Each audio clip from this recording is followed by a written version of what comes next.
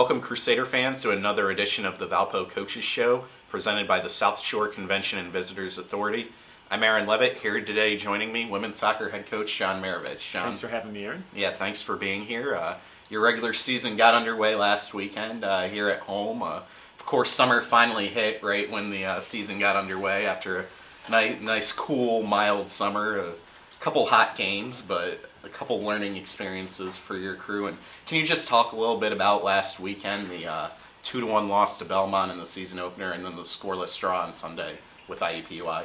Sure. Obviously, what we're trying to do is win games. So, obviously we didn't get the results that we, obviously we were going out and to compete for. But to say that the weekend didn't really accomplish much would be completely false. I think what we got to do is we got to see our team perform in a competitive environment for the first time, and that's probably the most exciting thing, considering the fact that even some of the sophomores this year, were injured last year, and so this is some of their first experiences as well. And so really trying to gel the group is really what this preseason and this first several weeks of the season are really going to be our target for.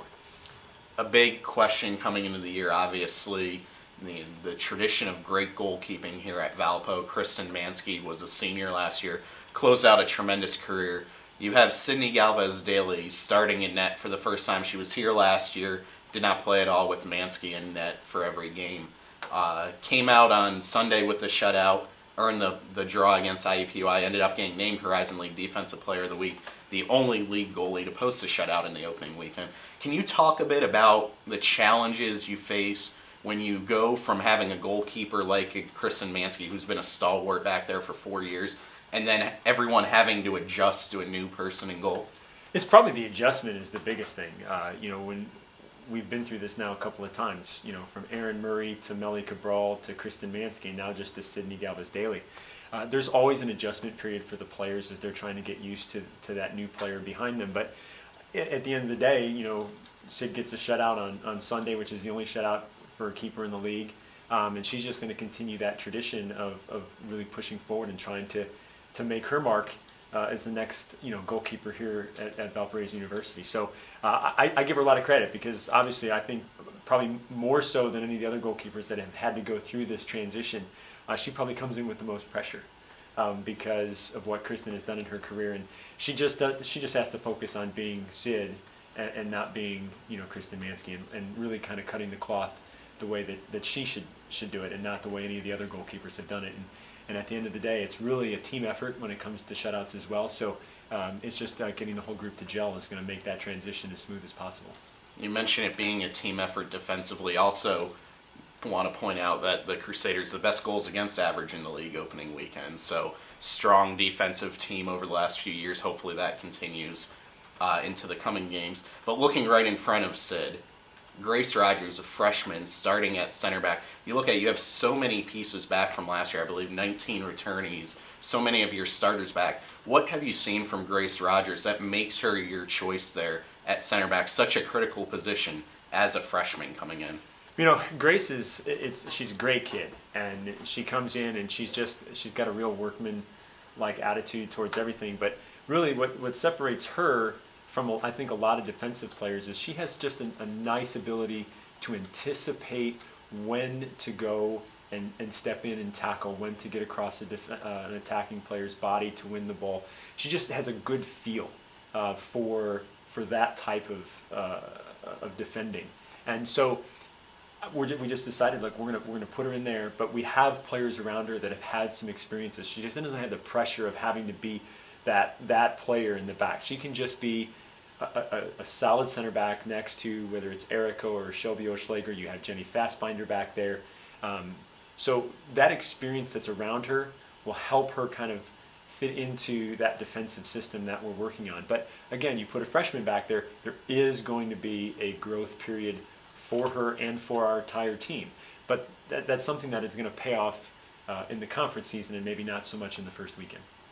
Looking at the other end of the field, the offensive side of the ball, obviously, it was something we talked about after Friday's match. You get so many opportunities, 32 shots over the 2 games, but only 8 of them on goal, obviously, only the 1 goal for the weekend. How do you address that with the attackers? Is it just a case of something you can do in training? to help that ratio improve, help more balls find the back of the net? Or is it just a case of go out there, keep shooting, and eventually some of them are going to get on target? Sure. I think as a forward, I think you kind of carry that weight on your shoulders that if you score, I've done well.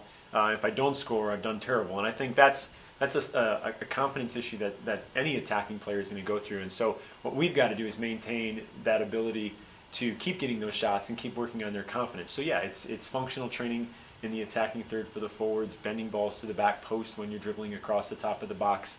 It's just taking that relaxed breath when you are 1v1 with the goalkeeper and putting yourself in situations where you have options. I think we tended to maybe take some of our options away when we broke in behind the back line, stayed to one side of the park, didn't work to get across the back line or work to get across a defender's body so that we had more than one option. But again, those are things that we have to work on in training. Players have to kind of step up as we get into the following weekends of the season and start to put those away. But the confidence side of things, I just keep telling them, like, that will come. Those goals will come. Those things will happen for you. The harder part sometimes is to actually get those shots and to create those opportunities. And so that we've got to keep continuing to do as we move into this weekend, because it's going to get significantly more difficult out on the West Coast this weekend. But it's a delicate balance with the forwards, and I want our forwards to keep shooting. And we're gonna it's like you keep hitting the rock. It may not be the third or fourth time, but if you keep hitting the rock, eventually you'll make those finishes. Looking ahead to this weekend, the Crusaders, with a trip out to Arizona, Grand Canyon, a second-year D1 program. You welcomed them here last year. Now you go out there to play them on Friday evening. Then Sunday afternoon, a test against a pretty good Northern Arizona squad, a team that won 11 games a season ago. What are you looking to get out of this weekend from your team? Well, quality games. Certainly we want to get quality games, but it's quality opponent. Grand Canyon may be a second-year Division I program, but they play nothing like a second-year Division I program, that's for sure. They have quality up and down their lineup. They were here last year. It was a great match. I anticipate that same thing on Friday night. And then obviously playing up at Northern Arizona, again, an 11-win team from a year ago. Those are the kind of competitions that we need to be competing in and week out, so that our athletes will understand what it's going to take to be successful when we get to the conference season. So our goal this weekend is to go out and really worry about ourselves first and foremost, on how we want to play. Can we improve from some of the things that we've looked at from this past weekend? And can we get some finishes at critical times? And can we make sure that we're a little bit tighter defensively? I know that sounds crazy, the fact that we had the best goals against in the conference, but I just felt like we weren't quite as tidy in the back as we've been in the past. But that's also part of the growth process. So we just got to look at every opportunity that we take to get better and to evaluate our performance and get a chance to look at players. And that was the other thing that we got out of this past weekend. We got to look at a lot of players on the roster in live game action, in real critical situations, because the games were tight and close. So it really has given us an opportunity to really evaluate almost our entire roster.